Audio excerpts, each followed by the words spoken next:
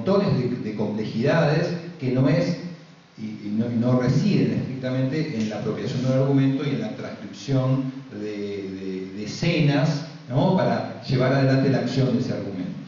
Puede estar ese argumento o no, pero la operación principal no es esa, porque si fuese esa sería como una tontería, sería la película la ilustración de la novela, ¿no? Esto es como si yo te dijese, bueno, ahora adaptá una película y una novela y la escritura se la piense como la transcripción más o menos bien escrita de las escenas de la película, ¿no? Es decir, bueno, acá hay que pensar otras cosas.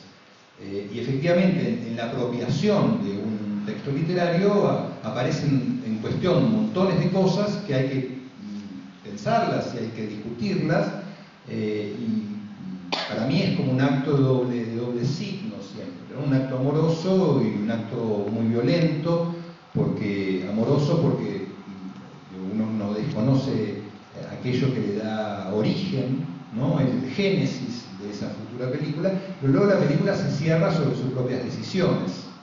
Es decir, hay un conjunto de decisiones que dejan de dialogar en un momento dado con el texto literario y empiezan a dialogar con la propia lógica y el propio mundo que se definió.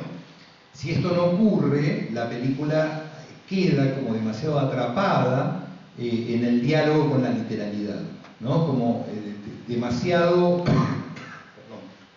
vinculada a dar cuenta de un texto. Entonces esa operación no es así, y uno se desprende. Nosotros en el Testimonio Real tomamos ese carozo narrativo, tomamos algo que para mí era el centro, que yo entendía que estaba en la novela, pero podría haber sido otros, ¿no? Lo que hago normalmente es definir algo que podríamos llamar un principio poético que nos permite trabajar con el grupo.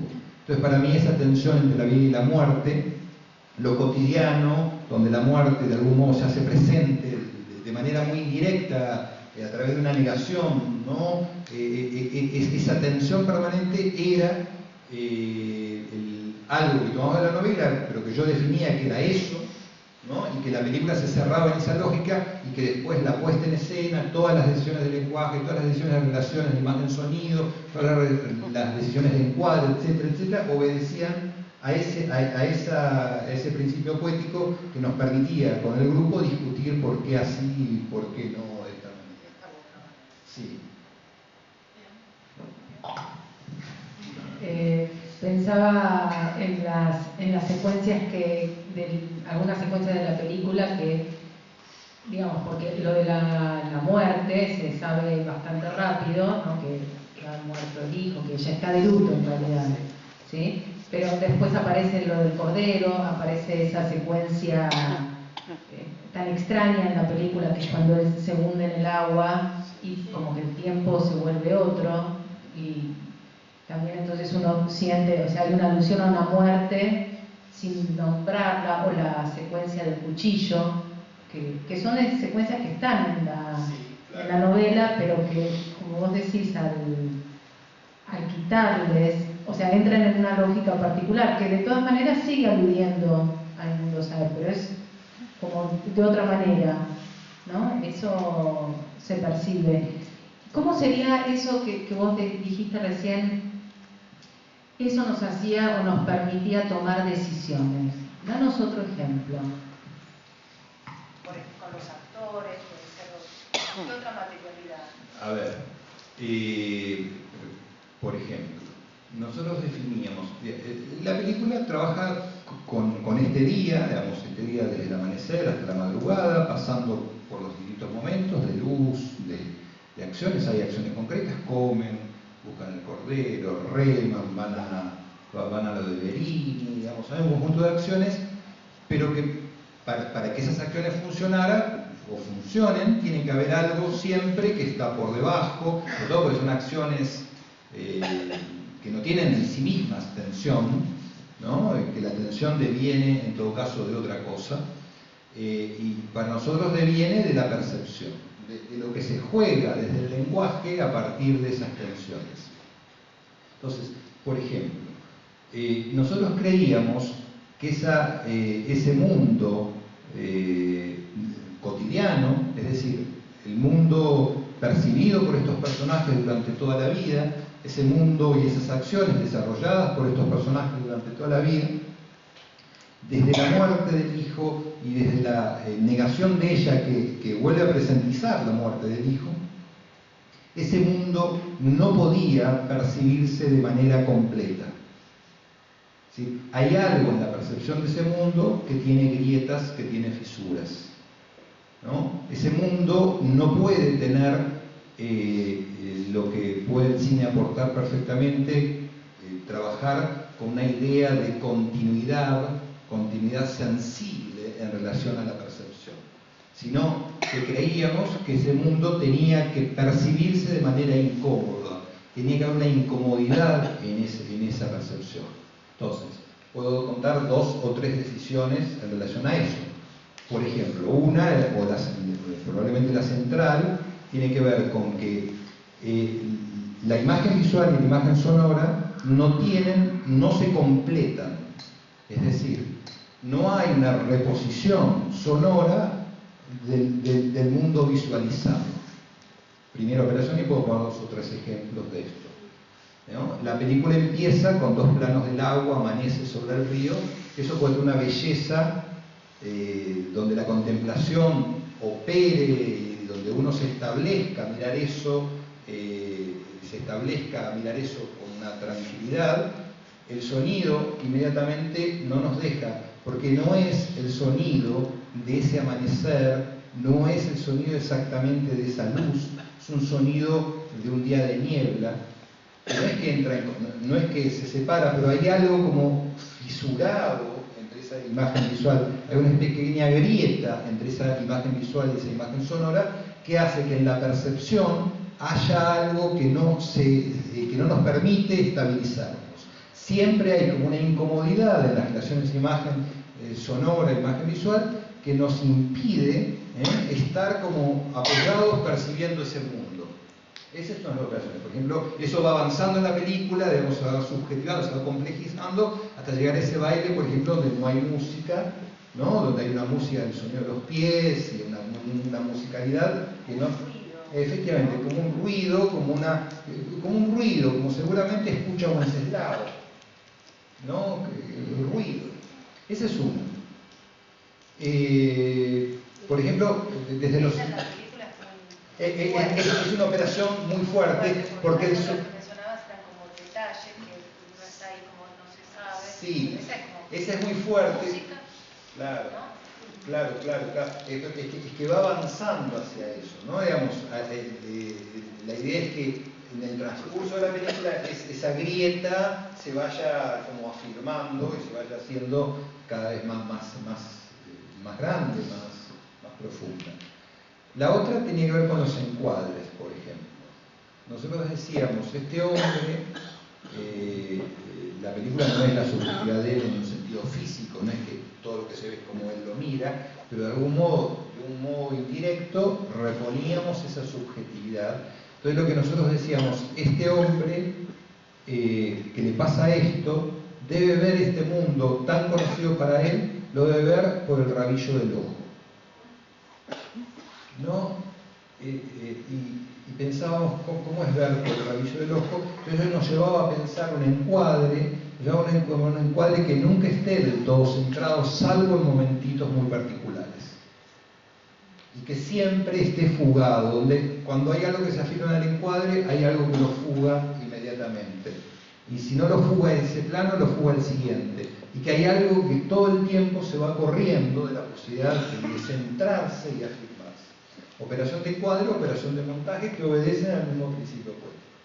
Y así todo vamos trabajando, porque claro, ustedes saben que el cine como escritura, a diferencia de la literatura, es una escritura de un grupo. Si bien hay un director, si bien hay una decisión de dirección, luego el hecho fáctico de la realización concreta está a cargo de muchos otros que participan con un aspecto de esa creación.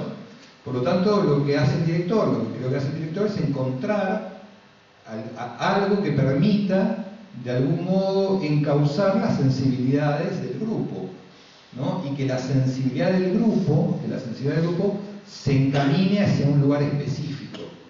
Entonces, el trabajo con el principio prohibido, porque después el grupo, el sonidista, el montajista, el fotógrafo, se vuelven creativos y aportan cosas que a uno como director no se le ocurrirían nunca, aportan cosas pero en la dirección que uno planteó, porque si no el sonidista hace su película, el montajista hace su película, el fotógrafo hace su película, y cuando ocurre, cuando el director consigue encauzar eso, la creatividad de cada una de las áreas es infinita. ¿Qué sé yo? Por ejemplo, el sonidista es Abel Tortorelli. Abel trabajó en todas las películas que yo hice en el Río, es decir, La Villa que se abisma, El Rostro y El Demonio Real. Abel es de una exquisita sensibilidad. Por ejemplo, en las dos películas anteriores, en La Villa que se abisma y El Rostro, Abel hizo un trabajo que es un trabajo que no se hace en cine, que es empezar a trabajar el sonido con la película muda. Normalmente se hace un montaje y se le entrega al sonidista que va viendo el montaje, se le entrega con lo que se llama directo o sonidos de referencia que le dan un lugar de comienzo de trabajo. Nosotros en La Orilla que se abisma y en El Rostro le dimos a Abel la película muda. Abel había estado en rodaje, tenía archivos sonoros de todo lo que se les ocurra de la zona, pero él empieza a trabajar desde el silencio. Entonces empieza a hacer una construcción desde el silencio, entendiendo que no tiene que ilustrar sonoramente la imagen. Entonces, en La Orilla que se abisma hay 3 tormentas. Y la película, que probablemente de las 3 del Río es la más abstracta, a su vez hacía un camino que tenía que ver con una mayor referencialidad hacia una mayor abstracción dentro del propio relato. Entonces, el tratamiento sonoro de esas 3 tormentas no podía ser igual. No podía ser igual. Entonces, hay una segunda tormenta que era la más compleja, porque había que encontrar el tono exacto. La primera era más fácil, Abel tenía lluvia sobre pasto, sobre tierra, sobre agua, digamos. Entonces, fue fácil la primera. Pero la segunda no. Y Abel ponía lluvias, mezclaba lluvias y no nos conformaba, porque no ocurría eso, ese pequeño corrimiento hacia la abstracción. Entonces me dice, bueno, dame unos días. Entonces, a la semana siguiente me llama y me muestra la secuencia. Y era perfecta. Era perfecta. Y le digo, Abel, esta lluvia no me la hiciste escuchar.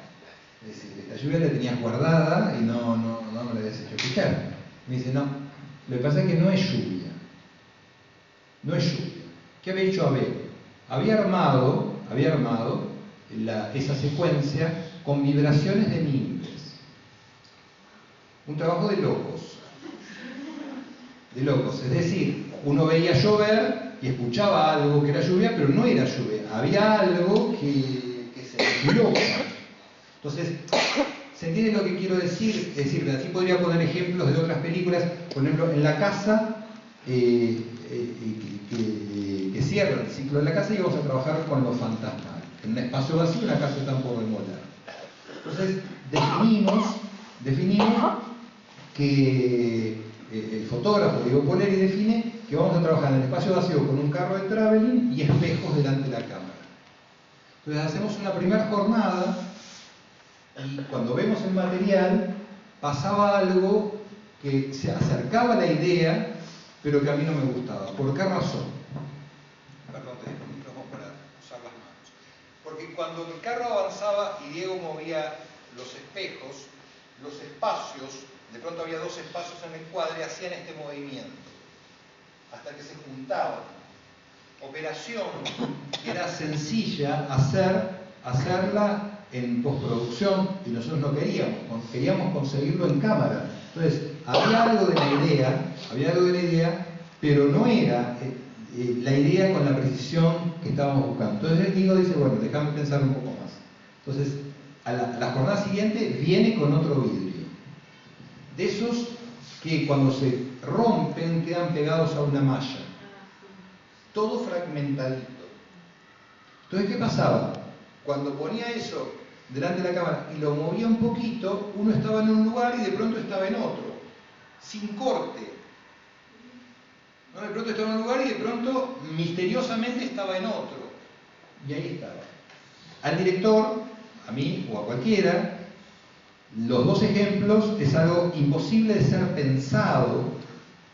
Imposible de ser pensado es el talento, la creatividad y la sensibilidad de alguien que puede, y la técnica y la posibilidad técnica de alguien que tiene la sensibilidad y que la pone a disposición de esa idea que yo llamo un principio poético, porque si no está esa idea, puede arrancar por cualquier lado, y yo ya no sé para dónde arranqué. Había que ilustrar algo muy bien ilustrado. Creo que ahora podría ser, así tomás agua, porque debes estar sediento, podríamos ver tenemos un detrás de escena de 3 minutos como para ver cómo fue la construcción de ese mundo, ¿no?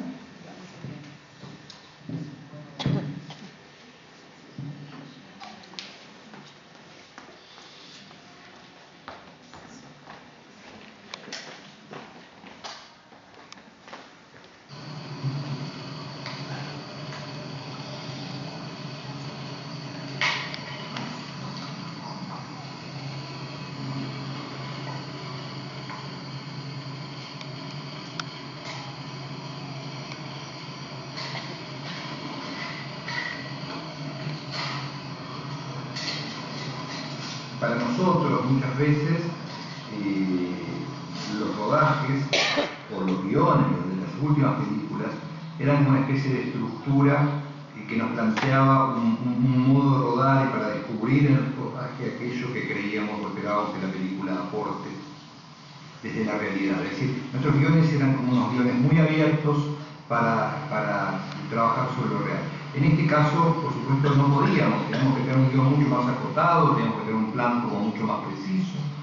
De todas maneras, creíamos que había resquicios donde eso que habíamos trabajado muchas veces, de tener una escena abierta y permitir esos intercambios, esos juegos, esas posibilidades de vínculos entre los actores, como la escena de la cena o la escena del baile, nos permitía de alguna manera trabajar y seguir experimentando o seguir probando en esto que nos había resultado tan útil. No tan libremente, sino como unos acotados a la estructura que el guión nos planteaba en este caso, pero por supuesto algo que no queríamos dejar de hacer.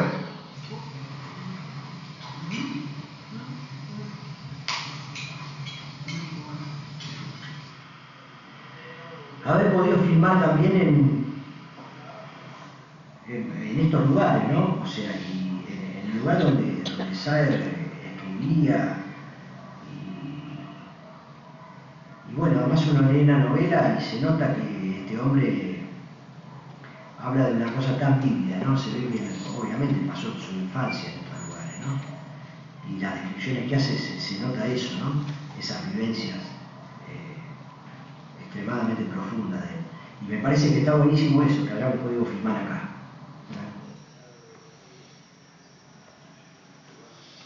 Además hemos grabado mucho en un lugar en naturaleza abierta, al lado del río, lleno de árboles, lleno de mosquitos, del sol, del calor, del frío, de la noche, de la oscuridad. Al final también hay que ingresar a eso, no se puede ir en contra de eso. Me parece que de eso se trataba también, poder actuar. Y a mí lo que más me impresionó de todo en relación a la película es encontrarme el primer día en un auto y que adelante de nosotros hacia el rodaje fuese un camión con equipos. Esto fue como una imagen así como muy poderosa, ¿no? Es decir, bueno, ¿y ahora qué hago acá con esto? Pero creo que sí, porque estamos hablando de una película de una dimensión mucho más grande que todas las películas que he hecho hasta este momento. Yo hasta este momento no había rodado nunca en semanas corridas, todos mis rodajes habían sido fragmentados, entonces era un desafío en muchos sentidos. Y ahí vuelvo a lo que dije antes, ¿no es cierto? La cercanía de seres que son amigos, pero a su vez con los que trabajamos mucho y que hay ese encuentro expresivo y sensible daban la garantía de que la cosa de todas maneras iba a funcionar en la dirección que esperábamos, ¿no?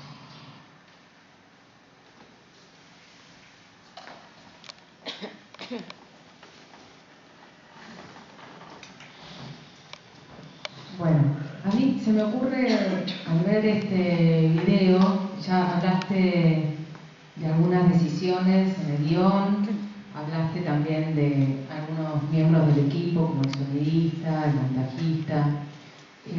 Yo pensaba, quizás porque en estos días releí la novela y no recordaba tanto, me impactó mucho la fuerza que tienen en la novela los diálogos y cómo están logrados los personajes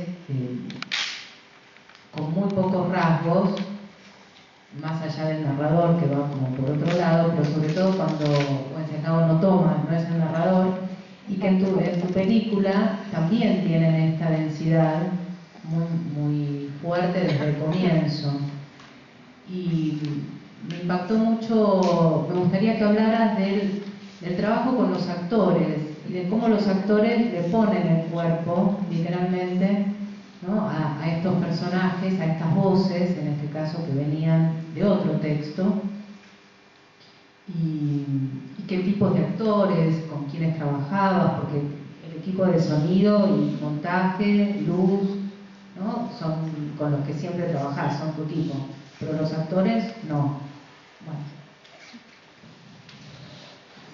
La novela da algunas consideraciones, en relación a los diálogos, apartado ahora vuelvo a eso. Vos viste que ahí también uno puede encontrar esa operación que decimos de SAR en relación a la invención.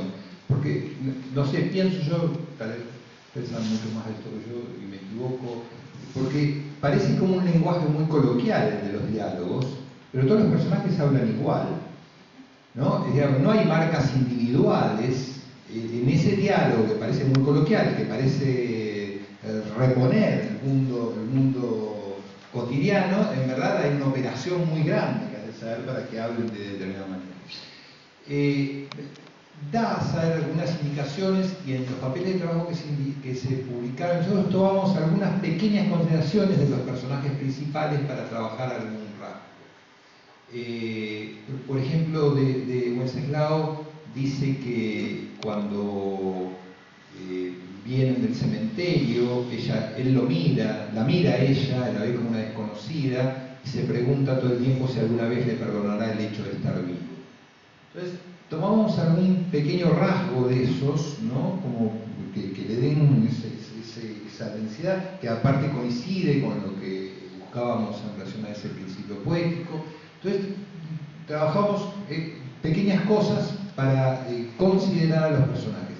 Y luego, yo no quería perder algo, un poco lo que explico ahí, es decir, yo había trabajado hasta ahora con guiones que se abrían al mundo, es decir, que planteaban un diálogo con el mundo para que en la realidad encontrara aquello que le diera la verdadera dimensión al guión. Entonces, acá nos parecía que lo teníamos en el territorio, en el geográfico, lo teníamos en la luz, y que también lo teníamos que tener en los cuerpos y en los rostros. Entonces, la decisión principal con la convicción de que vamos a usar una palabra de saber, que un rostro deja una cicatriz en una imagen. Un cuerpo deja una cicatriz en una imagen. Y que lo que iba a hacer es, en la medida que no hubiese una necesidad de construcción compleja para el personaje, íbamos a elegir no actores. Entonces, la mayoría de los personajes de la película son no actores, es decir, gente que buscamos con mucho cuidado en la zona. Sí. En la zona. Lo buscamos con... La mayoría no son actores. Después voy a decir quiénes son, que no lo parecen, pero que lo son. Fueron buscados en la zona. Para eso lo que uno hace es territorialmente tener a alguien que pueda conocer la zona y que puede de algún modo poner a disposición de uno contactos o cosas. Entonces teníamos una mujer, se llama Olga Aranda, en una pequeña localidad de Santa Fe, en una pequeña localidad cercana a Colastiné, que yo le decía a Olga, me necesito un chico con estas características, le explicaba un poco, le salía al barrio de la periferia y de la orilla y me traía el ladeado. Entonces, Es inolvidable. el rostro del ladeado, eso es lo que digo, el rostro del ladeado es el rostro de algunos de los ancianos es una marca. Y no sé si vieron o recuerdan ahí en el tráiler Noche, el hombre que está, bueno, hay dos o tres personas, hay uno más grande que está solo con un vaso, que ese personaje es Agustín, es el tercer hombre de la película. Hasta ahí llegábamos, para mí Agustín no tenía que ser actor, pero era una edad compleja y era difícil. Entonces, un día estábamos construyendo los ranchos, después puedo contar por qué los construimos. Estábamos construyendo los ranchos y se acerca un hombre, se acerca Carlos y me dice: yo quiero trabajar en la película.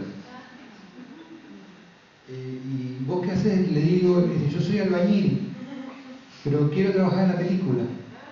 Y a mí hubo algo en el rostro que me impactó, me impresionó, realmente había algo en su posición que me impactó, pero cometí una torpeza, porque le dije: mira, tu personaje habla, yo necesito hacerte una prueba con cámara.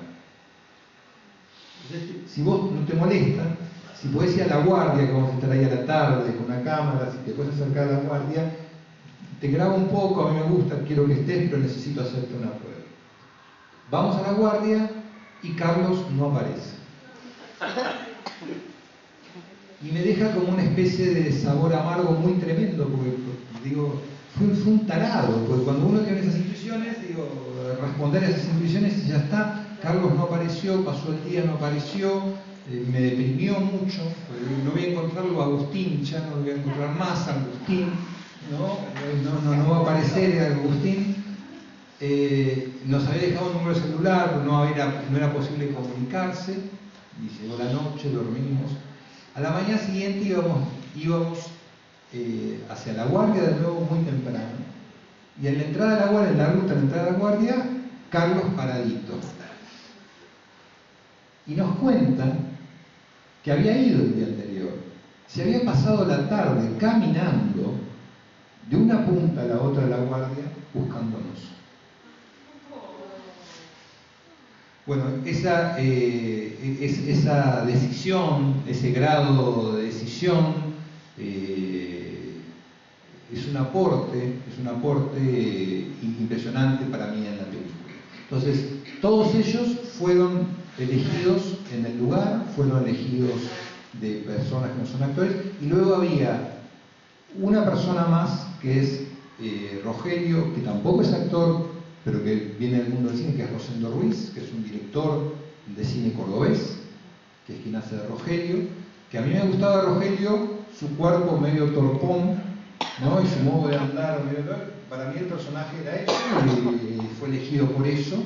Y luego ella, Wenceslao y Rosa, sí, para mí tienen que ser actores. ¿Sí? Es decir, ellos tres son actores porque tenían como un grado de necesidades en relación a su interpretación que eran más complejas. Pero de todas maneras los elegimos con una convicción, que también un cuerpo habla, también un rostro habla, y que a su vez tuviesen en sus posibilidades de representación una cualidad de poder actuar de manera muy cercana al no actor. Es decir, de poder tener un modo de representar el personaje muy naturalista que no lo distanciara del no actor. Es decir, que el trabajo sea del actor por acercarse al no actor y no al revés. Porque si esa distancia se vuelve muy profunda, es muy difícil construir ese todo. Entonces el no actor es el que trabaja de manera natural, y así ocurría, es decir, comían y comían, cenaban y cenaban, y estaban juntos, y era como la vivencia de una circunstancia de vida en común, y que luego había ciertas cuestiones que el actor tenía que trabajar en algunos momentos. Y eso fue como